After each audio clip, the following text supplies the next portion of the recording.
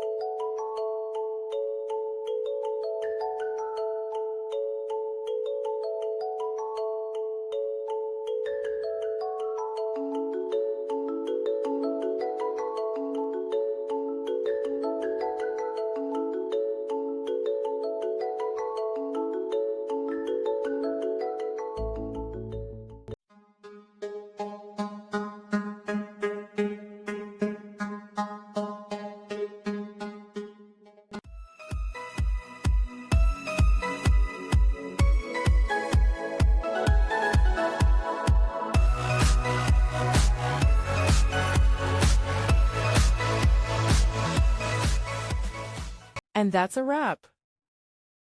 I hope you found the answer you were looking for.